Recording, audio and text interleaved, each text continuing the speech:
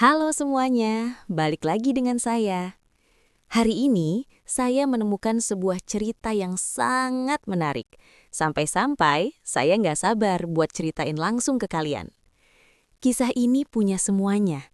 Ada sedihnya, ada bahagianya, dan yang pasti, ada pelajaran berharga di dalamnya.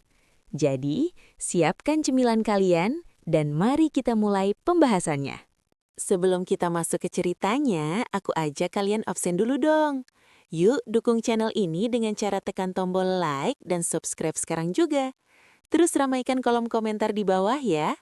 Tulis nama, asal kota, dan ketik hadir. Aku pengen tahu nih, sahabat paling jauh dari kota mana aja? Malam itu, hujan turun dengan sangat deras.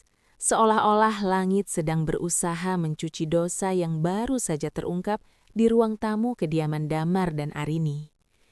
Di sofa mewah beludru itu, Sheila, adik kandung Damar yang baru berusia 20 tahun, duduk meringkuk dengan bahu yang bergetar hebat. Isak tangisnya memenuhi ruangan yang biasanya tenang dan berwibawa itu. Di tangan Arini, sebuah benda plastik kecil berkilau di bawah lampu kristal. 2 garis merah. Jelas, tegas, dan tak terbantahkan. "Siapa ayahnya Sheila?" tanya Arini dengan suara bergetar. Ia merasa dunianya sedikit goyah. Sheila adalah mahasiswi teladan di mata semua orang. Kebanggaan keluarga besar mereka yang menjunjung tinggi kehormatan di atas segalanya.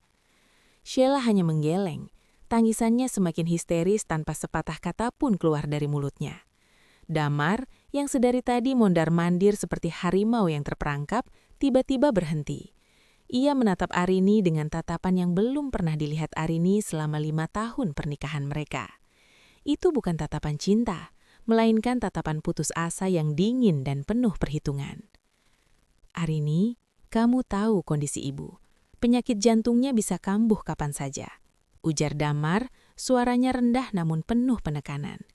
"Dan ayah adalah tokoh masyarakat. Jika berita ini tersebar, keluarga kita tamat. Ayah akan dipaksa mundur, dan kita semua akan menjadi sampah di mata orang-orang." "Aku tahu, Mas, tapi ini kenyataan. Sheila hamil, kita harus mencari jalan keluar untuknya," sahut Arini mencoba tetap logis meski jantungnya berdegup kencang.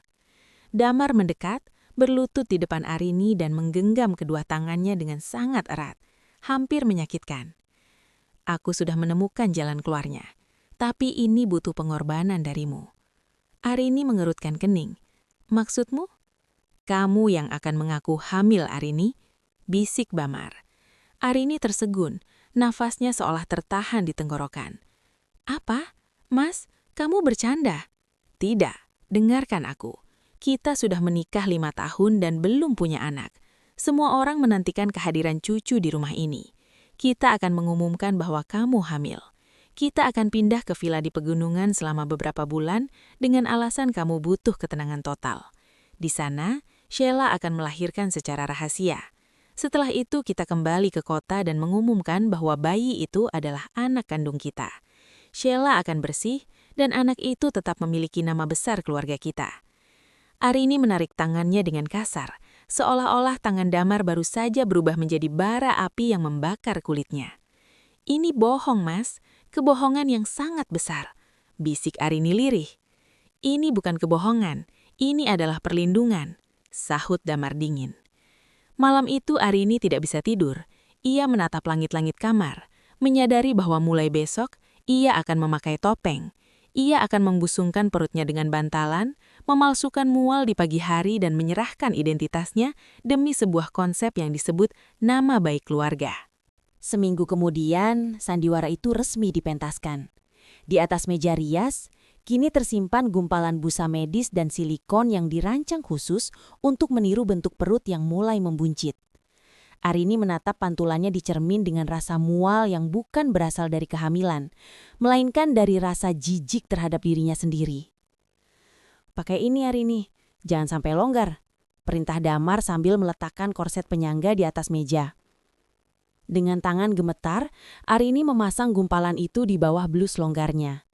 Seketika siluet tubuhnya berubah. Ia tampak seperti wanita yang tengah memasuki usia kehamilan 4 bulan. Damar tersenyum puas. Sebuah senyum yang terasa asing dan mengerikan di mata Arini.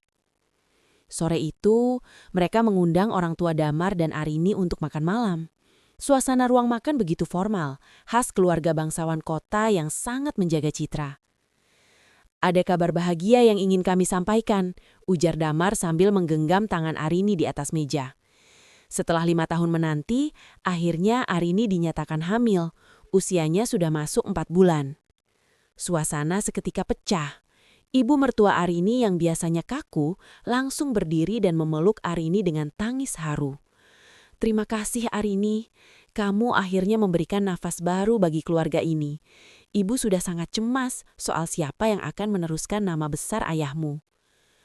Arini merasakan pelukan itu seperti lilitan ular. Ia melirik ke arah Sheila yang duduk di ujung meja, menunduk dalam sambil mengaduk-aduk makanannya. Sheila tampak pucat, namun ada kilatan lega di matanya karena beban dosanya kini telah berpindah ke pundak Arini. "Tapi kenapa baru dikabari sekarang, Nak? 4 bulan itu bukan waktu yang sebentar," tanya ayah Arini, menatap putrinya dengan selidik. "Arini sempat mengalami flek dan kandungannya lemah ya," sahut Damar cepat, seolah sudah menghafal naskahnya. "Dokter menyarankan agar tidak banyak bicara dulu sampai kondisinya stabil. Bahkan bulan depan, saya akan membawa Arini ke villa di puncak. Dia butuh udara segar dan jauh dari hiruk-pikuk kota, agar bayinya sehat." "Itu benar, Ibu setuju.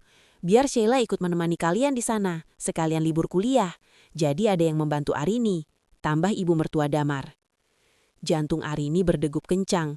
Rencana Damar bekerja terlalu sempurna.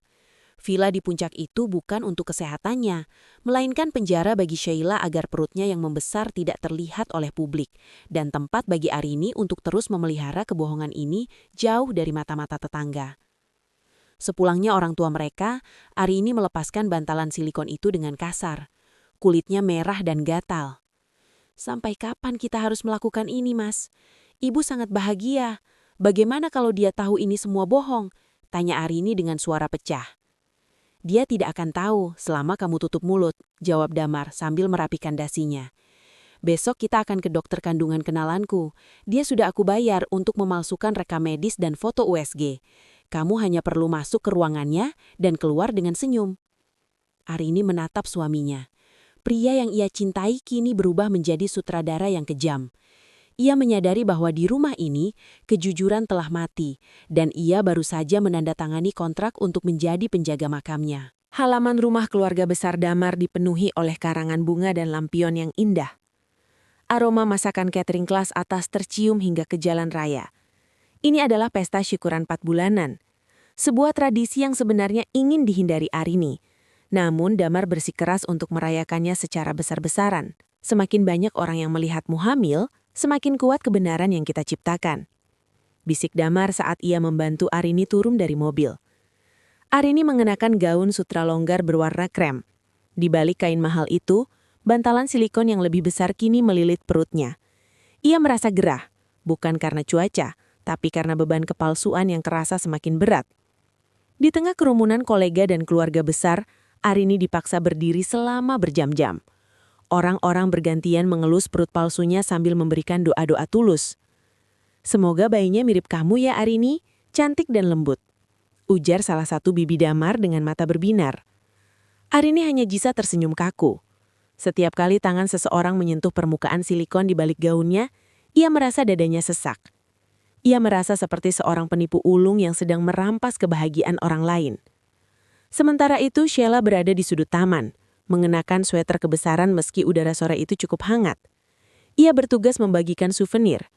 Beberapa kali Arini menangkap mata Sheila yang menatap ke arah perutnya. Tatapan yang penuh dengan campuran rasa bersalah, kehilangan, sekaligus kelegaan yang egois. "Lihat Sheila itu," bisik ibu mertua Arini mendekat ke arahnya. "Dia rajin sekali membantu kakaknya. Dia sangat sayang padamu Arini. Dia bilang pada ibu kalau dia ingin memberikan yang terbaik untuk keponakannya nanti." Arini hampir saja tersedak air minumnya. "Iya Bu, Sheila sangat membantu." Puncak tekanan malam itu terjadi saat sesi foto keluarga. Ayah Damar, sang tokoh masyarakat yang sangat dihormati, berdiri di tengah dan merangkul pundak Arini dengan bangga. Cucu pertama dari putra pertamaku. Ini adalah kehormatan bagi keluarga kita. Arini, terima kasih sudah menjaga nama baik dan masa depan keluarga ini. Kalimat itu bagi Sembilu yang menyayat hati Arini. Menjaga nama baik. Ia justru sedang mengubur kebenaran di bawah tumpukan kebohongan. Jika mereka tahu bahwa cucu yang mereka banggakan adalah hasil khilaf Sheila, martabat yang mereka agungkan akan hancur seketika. Tiba-tiba, rasa mual yang nyata menyerang Arini. Bukan mual kehamilan, tapi mual psikologis. Ia berlari menuju kamar mandi, mengunci pintu dan jatuh duduk di depan kloset. Pintu diketuk pelan. Itu suara Sheila. Mbak Arini nggak apa-apa?" Arini membuka pintu dengan mata sembab. Ia menatap Sheila dengan kemarahan yang tertahan. "Kamu senang, Sheila, melihat semua orang memuja perut palsu ini sementara kamu bisa berdiri di sana tanpa beban?" Sheila menunduk. Air mata mulai tenetes. "Maaf, Mbak. Aku nggak tahu harus gimana lagi. Kita semua sedang menggali lubang kubur kita sendiri, Sheila," desis Arini sebelum meninggalkan adik iparnya itu sendirian di kegelapan kamar mandi. Di luar, suara tawa Damar terdengar menggema, merayakan kemenangan skenarionya yang berjalan tanpa celah. Arini menyadari bahwa di pesta ini, satu-satunya yang tidak merayakan apapun adalah nuraninya. Hingga saat ini, Arini berhasil membohongi dunia. Namun membohongi ibu kandungnya sendiri adalah siksaan yang berbeda. Ibunya, seorang wanita bersahaja yang telah melahirkan 3 anak, memiliki insting yang tidak bisa dikelabui oleh bantalan silikon sedalam apapun. Pagi itu, Ibu Arini datang tanpa kabar ke rumah mereka. Ia membawa rantang berisi sayur bening dan pepes ikan kegemaran Arini. "Ibu sengaja masak banyak, kamu kan harus makan untuk 2 orang," ujar ibunya sambil tersenyum hangat di ruang makan. Arini makan dengan canggung. Setiap suapan terasa seperti menelan kerikil. Saat Arini hendak berdiri untuk mengambil air, ibunya tiba-tiba mendekat dan mencoba mengelus pinggang Arini, titik di mana tali pengikat perut palsu itu berada. Hana tersentak dan refleks menghindar. "Aduh, Ibu, jangan. Arini lagi sensitif kalau disentuh daerah perut." Ibunya tertegun, tangannya menggantung di udara. "Sensitif? Biasanya wanita hamil justru senang dielus. Ibu cuma mau merasakan gerakan cucu ibu. Sudah 4 bulan lebih, harusnya sudah ada kedutan kecil kan?" "Belum, Bu. Kata dokter bayinya tenang sekali," jawab Arini dengan suara yang hampir menghilang. Ia menghindari kontak mata, sibuk merapikan piring yang sebenarnya sudah bersih. Ibunya menatap Arini dengan lekat. "Kamu pucat sekali, Nak, dan cara jalanmu tidak seperti orang hamil. Kamu tampak tertekan. Apa Damar memperlakukanmu dengan baik?" "Mas Damar sangat baik, Bu. Jangan khawatir." Arini mencoba tersenyum, namun matanya berkaca-kaca. Ia ingin sekali berhambur ke pelukan ibunya, menangis dan menceritakan bahwa rahimnya kosong, bahwa ia sedang memerankan drama menjijikan untuk menutupi noda adik iparnya. Namun ancaman Damar terus teringang. "Jika kamu bicara pada ibumu, dan dia keceplosan bicara pada orang lain, tamatlah keluarga kita. Kamu mau dicap sebagai istri pembangkang." Tak lama kemudian, Damar pulang bersama Sheila. Melihat Ibu Arini ada di sana, ekspresi Damar berubah waspada. Namun segera ia tutupi dengan keramahan palsu. "Loh, Ibu di sini. Maaf Arini tidak bilang-bilang," ujar Damar sambil mencium tangan ibu mertuanya. "Damar, Arini sepertinya kelelahan. Apa benar-benar aman jika kalian membawanya ke villa minggu depan? Ibu bisa ikut ke sana untuk menjaganya," tawar Ibu Arini. Damar tertawa kecil, namun ada nada tegas di dalamnya. "Tidak perlu, Ibu. Kasihan Ibu harus naik turun tangga di villa. Syaira sudah libur kuliah. Dia akan jadi asisten pribadi Arini 24 jam. Biarkan anak-anak muda ini yang mengurus diri sendiri dulu ya, Bu." Setelah ibunya pulang, Arini jatuh duduk di kursi teras. Ia merasa telah kehilangan satu-satunya tempat bersandar yang jujur. Ibunya pergi dengan keraguan yang tersisa di matanya, dan Arini membiarkannya pergi tanpa penjelasan. "Hampir saja," desis Damar sambil menutup pintu rapat-rapat. Ia menatap Arini dengan marah. "Lain kali, kalau ibumu datang jangan biarkan dia menyentuhmu. Kamu harus lebih waspada, Arini." "Dia ibuku, Mas, bukan agen rahasia," teriak Arini frustrasi. "Bagi rahasia ini, siapapun yang bisa membongkarnya adalah musuh," balas Damar sengit. Di sudut ruangan, Sheila berdiri membeku. Ia melihat bagaimana kakak laki-lakinya membentak istrinya demi dirinya. Arini menatap Sheila dengan kebencian yang semakin mengkristal. Harga dari sebuah kehormatan keluarga ternyata adalah kehilangan cinta dari orang tua dan kasih sayang dari suami. Arini menyadari, di rumah ini, ia bukan lagi seorang istri, melainkan tawanan yang dipaksa mengandung sebuah dusta. Villa di daerah puncak itu berdiri megah di tengah hamparan kebun teh yang berkabut. Terpencil dan sunyi, tempat yang sempurna untuk menyembunyikan sebuah nyawa atau sebuah kejahatan.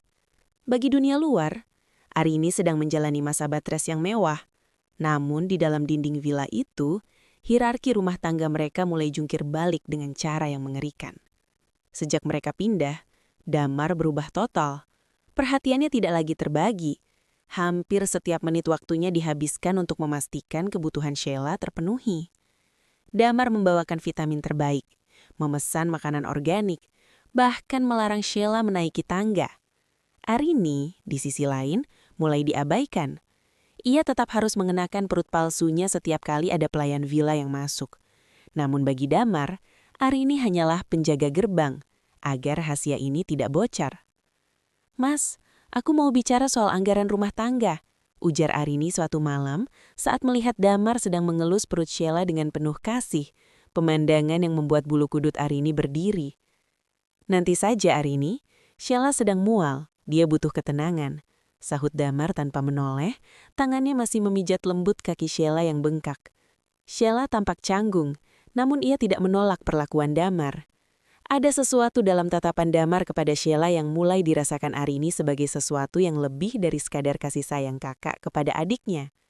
Ada obsesi di sana. Damar seolah sedang menjaga sebuah proyek paling berharga dalam hidupnya. Suatu sore, Arini menemukan Damar sedang berada di kamar Sheila.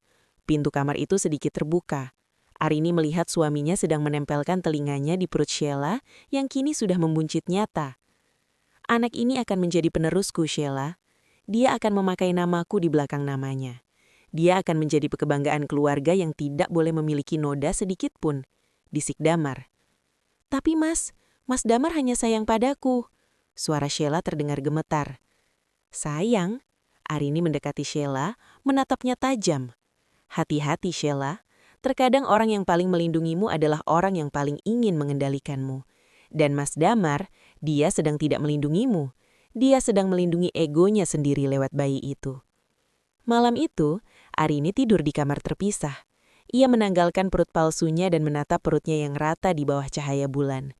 Ia merasa kosong, dihianati dan tersisih di rumahnya sendiri. Ia mulai menyadari bahwa dalam rencana besar Damar, tidak pernah ada tempat bagi kebahagiaan Arini. Kekuasaan di dalam villa itu perlahan-lahan bergeser. Sheila yang awalnya tampak hancur dan penuh penyesalan, kini mulai menikmati posisi istimewanya. Dengan dukungan penuh dari Damar, ia merasa seperti ratu yang tak bermahkota. Ia menyadari bahwa ia memegang kunci masa depan keluarga dan Arini hanyalah pion yang bisa digerakkan sesuka hati. Suatu pagi, Arini sedang menyiapkan sarapan di dapur karena asisten rumah tangga villa sedang libur. Sheila masuk dengan langkah yang disengaja, mengelus perutnya yang semakin besar. "Mbak Arini, aku nggak mau makan nasi goreng, baunya bikin mual.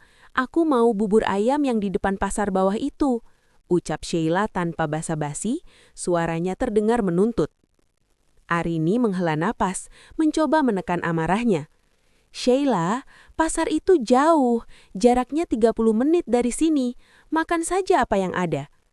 "Mas Damar bilang, apapun yang aku inginkan harus dituruti demi kesehatan bayi ini," sahut Sheila sambil menarik kursi dan duduk dengan santai. "Kalau Mbak nggak mau belikan, aku tinggal telepon Mas Damar, nanti dia pasti marah lagi sama Mbak karena dianggap nggak becus jaga aku." Arini meletakkan sodetnya dengan kasar. "Kamu mulai berani mengancamku, Sheila. Ingat, aku melakukan ini untuk menyelamatkan mukamu." "Menyelamatkan mukamu atau takut diceraikan Mas Damar?" Sheila membalas dengan senyum tipis yang merendahkan. "Kita tahu posisimu sekarang, Mbak. Kamu butuh rahasia ini tetap aman supaya statusmu sebagai menantu idaman gak hilang. Jadi, tolong belikan bubur itu ya." Tepat saat itu, Damar masuk ke dapur. Melihat ketegangan di antara keduanya, ia langsung menghampiri Sheila dan merangkul bahunya. "Ada apa ini? Kenapa Sheila mukanya mendung?" Mbak Arini nggak mau belikan aku bubur, Mas. Padahal bayinya lagi pengen banget. Adu Sheila dengan nada manja yang dibuat-buat. Damar menoleh ke arah Arini. Matanya memancarkan kilatan peringatan.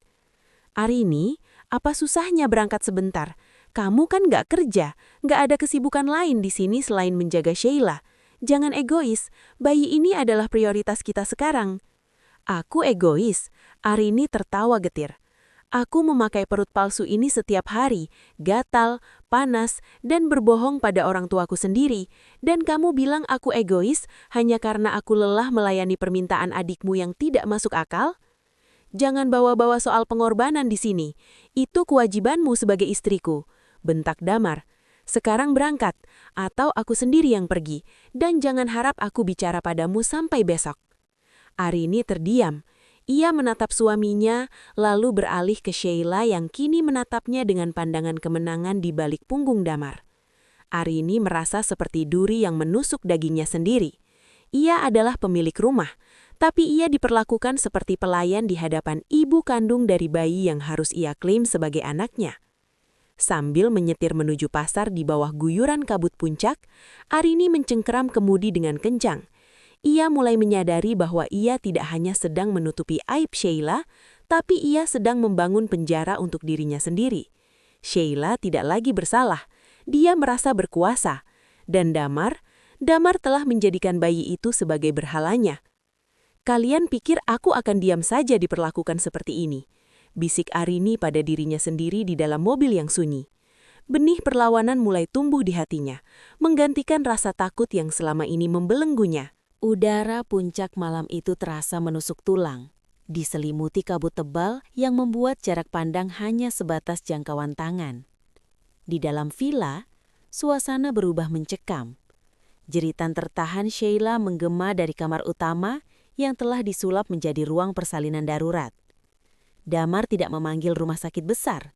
Ia membawa seorang bidan tua dari desa terpencil yang telah dibayar mahal untuk tutup mulut. Ingat, tidak ada catatan medis, tidak ada laporan ke kelurahan. Bayi ini lahir dari rahim istri saya, Arini. Bisik Damar pada bidan itu dengan nada mengancam. Arini berdiri di luar pintu, masih mengenakan perut palsunya yang terasa seperti lelucon pahit di tengah situasi ini. Ia diminta berjaga di depan, mematikan semua lampu luar agar tidak menarik perhatian tetangga atau penjaga villa. "Mbah, sakit! Mbak Arini!" Suara Sheila melengking memanggil nama kakak iparnya, bukan kakaknya. Arini masuk ke kamar dengan perasaan campur aduk. Ia melihat Sheila bersimbah peluh, mencengkram spraynya dengan kuku-kukunya. Di sampingnya, Damar memegang tangan Sheila, membisikkan kata-kata penyemangat yang begitu lembut.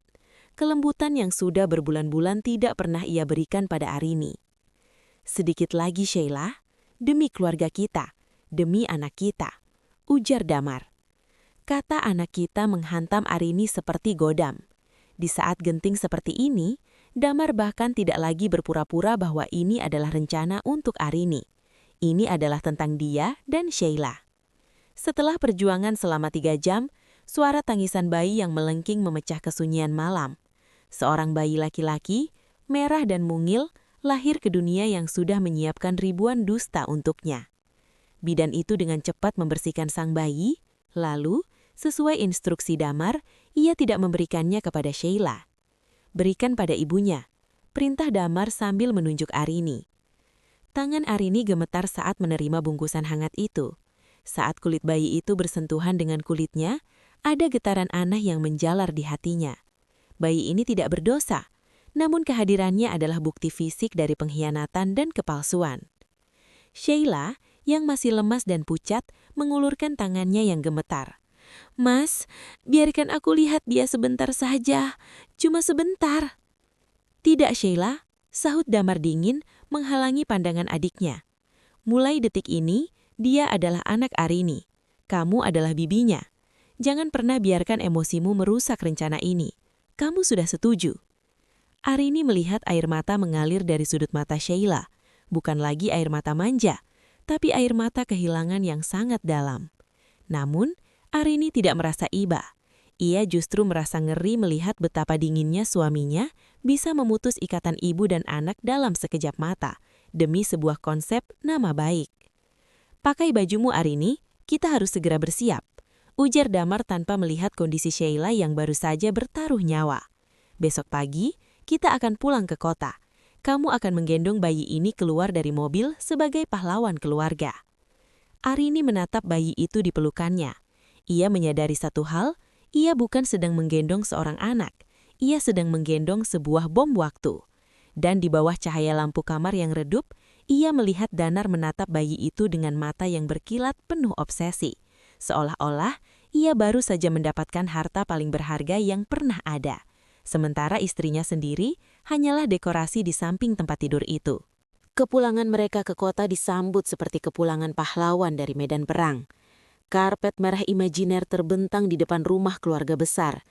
Ibu mertua Arini langsung menghambur, mengambil bayi laki-laki yang diberi nama Abimana itu dari pelukan Arini dengan wajah berseri-seri. "Wajahnya benar-benar mirip Damar waktu kecil," seru sang nenek dengan bangga. "Terima kasih Arini, kamu sudah menjaga permata ini dengan sangat baik." Arini hanya bisa tersenyum getir. Ia kini terjebak dalam peran paling melelahkan, menjadi ibu bagi bayi yang tidak ia lahirkan. Setiap beberapa jam, ia harus mengunci diri di kamar, berpura-pura menyusui di balik pintu yang terkunci. Padahal ia hanya menyodorkan botol berisi susu formula yang sudah disiapkan secara sembunyi-sembunyi. Siksaan mental yang sesungguhnya dimulai ketika insting keibuan Sheila mulai memberontak. Sheila, yang seharusnya berperan sebagai bibi yang membantu, seringkali ditemukan sedang menyelinap ke kamar bayi saat Arini sedang mandi atau makan. Suatu sore, Arini menemukan Sheila sedang menggendong Abimana dengan tatapan kosong. Air matanya menetes di pipinya saat bayi itu mencari-cari puting ibunya. "Sheila, apa yang kamu lakukan?" tegur Arini, segera mengambil bayi itu. "Dia lapar, Mbak. Dia butuh aku. Secara alami dia butuh aku," isak Sheila. Matanya merah karena kurang tidur dan rasa sakit di payudaranya yang membengkak karena tidak disusukan. "Kamu sudah menandatangani perjanjian itu, Sheila. Di mata dunia, dia bukan anakmu," desis Arini. "Kalau kamu terus begini, ibu dan ayah akan curiga." Tiba-tiba Damar masuk ke kamar.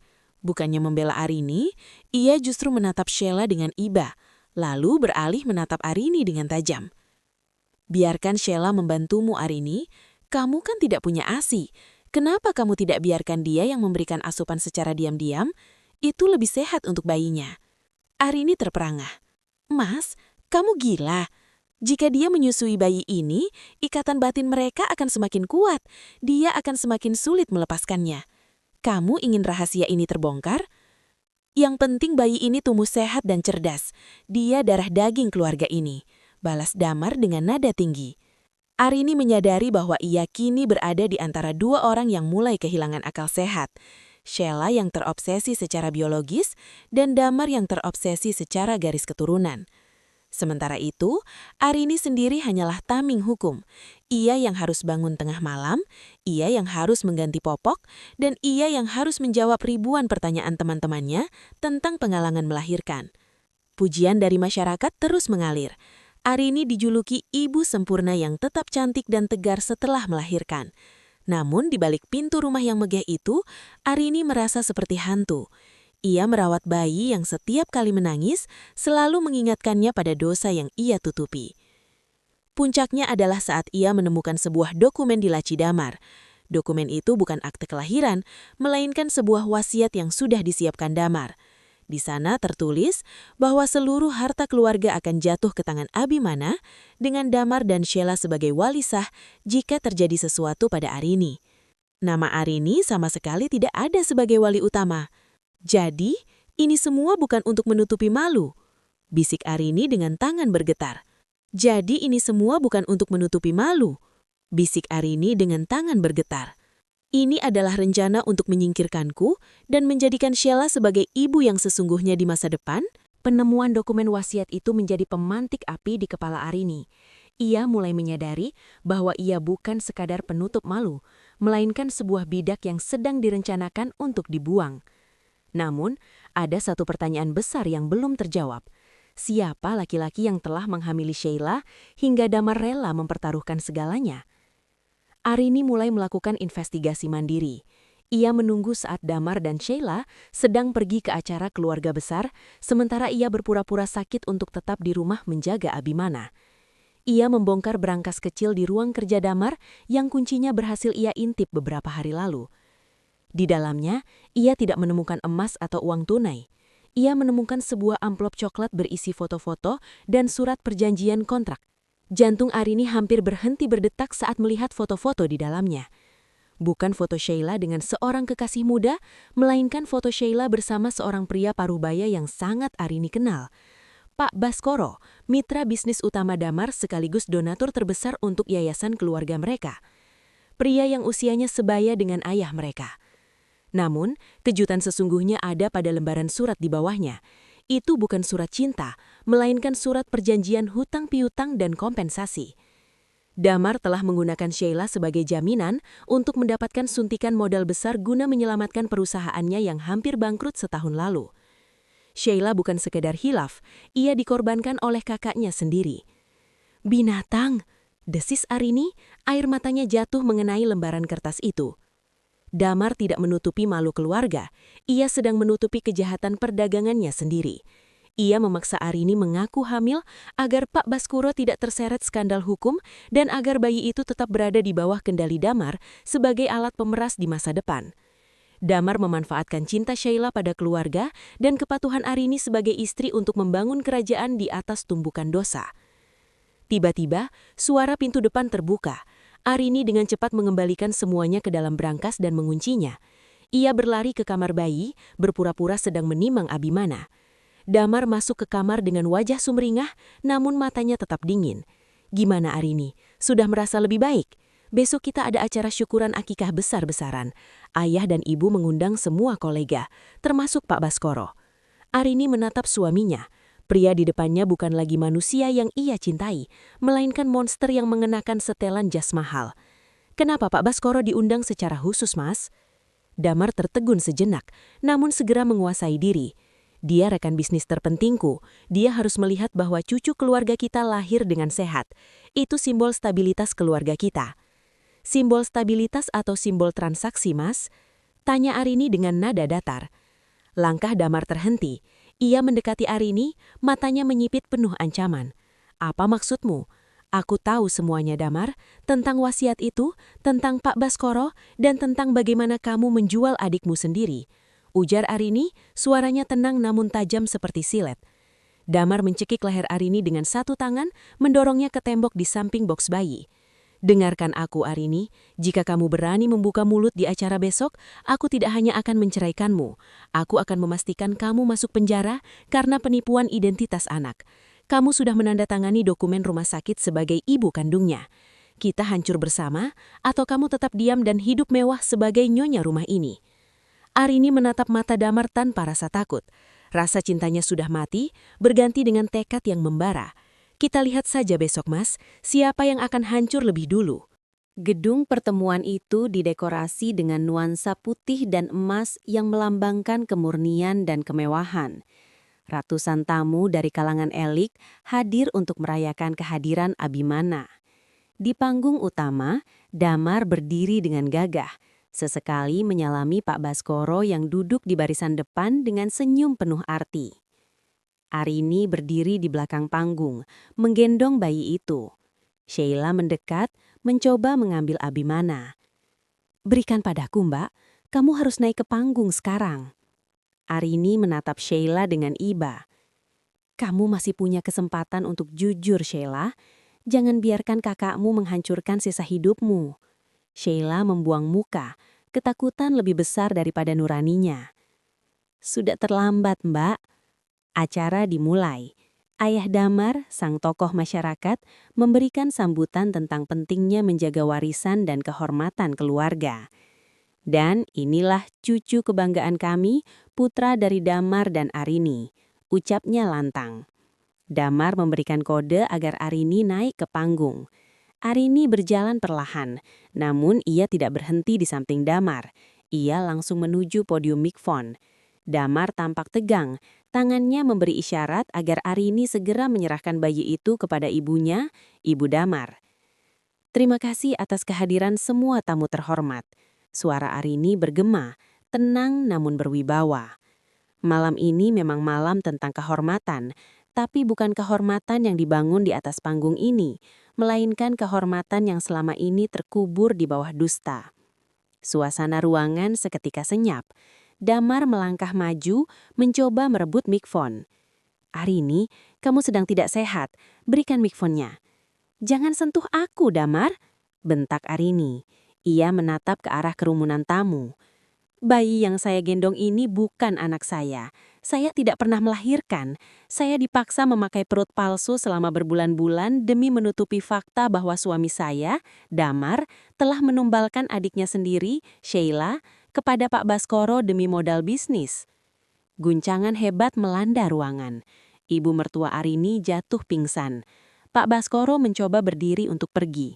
Namun Arini berteriak, "Jangan pergi, Pak. Polisi sudah berada di luar dengan bukti kontrak yang Anda tanda tangani bersama Damar." Arini mengeluarkan ponselnya dan menghubungkan sebuah rekaman suara ke sistem audio gedung. Rekaman pengakuan Damar saat mencekiknya di kamar bayi kemarin malam. Rekaman Damar yang dingin dan mengancam terdengar jelas ke seluruh penjuru ruangan, membongkar watak aslinya di depan kolega, keluarga, dan Tuhan. "Bajingan!" Ayah Damar berteriak, menatap putranya dengan kehancuran yang tak terkira. Ia menyadari bahwa selama ini ia telah memuja sebuah kebohongan yang menjijikan. Polisi merangsek masuk. Damar mencoba melawan, namun ia segera diringkus di atas panggung yang ia bangun sendiri. Sheila terduduk lemas di lantai, menangis tanpa suara saat polisi juga memintanya memberikan keterangan sebagai korban sekaligus saksi. Arini turun dari panggung. Ia menyerahkan Abimana kepada petugas dinas sosial yang sudah ia hubungi sebelumnya. "Jaga dia tidak boleh tumbuh di rumah yang penuh dengan monster," bisiknya. Di luar gedung, udara malam terasa sangat segar. Arini melepaskan perhiasan mahalnya satu persatu dan membuangnya ke tempat sampah. Ia kehilangan status, ia kehilangan suami, dan ia mungkin akan menghadapi pemeriksaan hukum karena keterlibatannya dalam penipuan ini. Namun saat ia menatap langit, ia merasa tubuhnya sangat ringan. Nama baik yang palsu adalah penjara, dan hari ini aku memilih menjadi bebas. Arini berjalan menjauhi sorotan lampu gedung, menuju kegelapan yang jauh lebih jujur daripada cahaya palsu yang selama ini menyilaukan hidupnya. Oke, itu dia pembahasan kita hari ini. Gimana? Cukup bikin geleng-geleng kepala, kan? Saya harap kalian dapat sesuatu dari video ini, atau minimal bisa nemenin waktu luang kalian. Jangan lupa subscribe kalau kalian nggak mau ketinggalan cerita-cerita menarik berikutnya yang bakal saya bahas. Makasih udah mampir di channel ini. Sampai jumpa lagi di video berikutnya.